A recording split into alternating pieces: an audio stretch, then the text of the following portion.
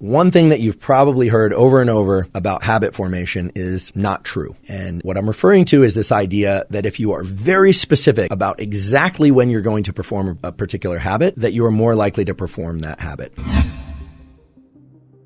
If you are deciding to adopt a new habit, to just think about the very specific sequence of steps that's required to execute that habit. I'd like to give you a particular tool that's gleaned from the research psychology literature. I learned about this from an excellent review article that's available online. It's called Psychology of Habit. Here I'm more or less paraphrasing from them, so I want to be clear that these are their words, not mine. They're talking about the various ways that habits form in the nervous system, and they mention with each repetition of a habit, small changes occur in the cognitive and neural mechanisms associated with procedural memory. So I just want to talk for a second about what procedural memory is. In the neuroscience of memory, we distinguish between what's called episodic memory and procedural memory. Episodic memory is a recall of a particular set of events that happened, whereas procedural memory is holding in mind the specific sequence of things that need to happen in order for a particular outcome to occur. So think of it like a recipe or a protocol, or if for sake of exercise, it's like sets and reps or a particular course that you're going to run or cycle, or the number of laps you're going to swim and how you're going to perform it. It's very clear that for anyone trying to adopt new habits, getting into the mindset of procedural memory is very useful for overcoming that barrier that we call limbic friction. How do you do that? Well, a simple visualization exercise, or it doesn't even have to be done eyes closed. Oftentimes we hear visualization exercise. You think about sitting in the lotus position, eyes closed, and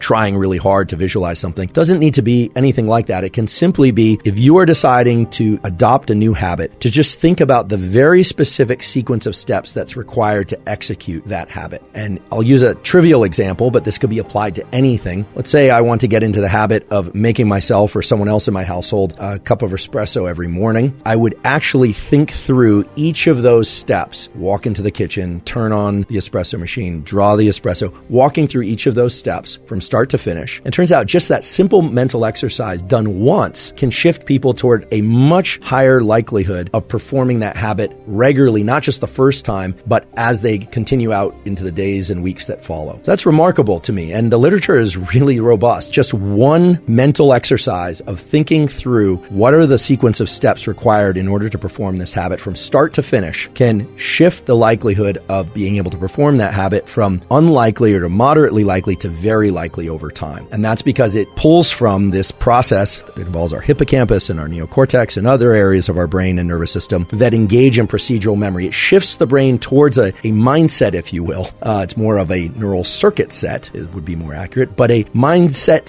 / neural circuit set of doing things in a particular sequence, which allows that limbic friction to come down and increases the likelihood that we're going to perform that thing. Simple tool, but very powerful tool according to the psychology literature. One thing that you've probably heard over and over about habit formation is not true. And what I'm referring to is this idea that if you are very specific about exactly when you're going to perform a particular habit, that you are more likely to perform that habit. While that is true in the short term, it is not true in the long term. And the reason for that is that our nervous system tends to generate particular kinds of behaviors based not on time, but on our state, meaning what level of activation is taking place in our brain and body, how much focus we happen to have, how fatigued we are, how energized we are. So while schedules are important, it's not the specific time of day per se that's going to allow you to get into a habit and form that habit and consolidate that habit. Rather, it's the state that your brain and body are in that's important to anchor yourself to.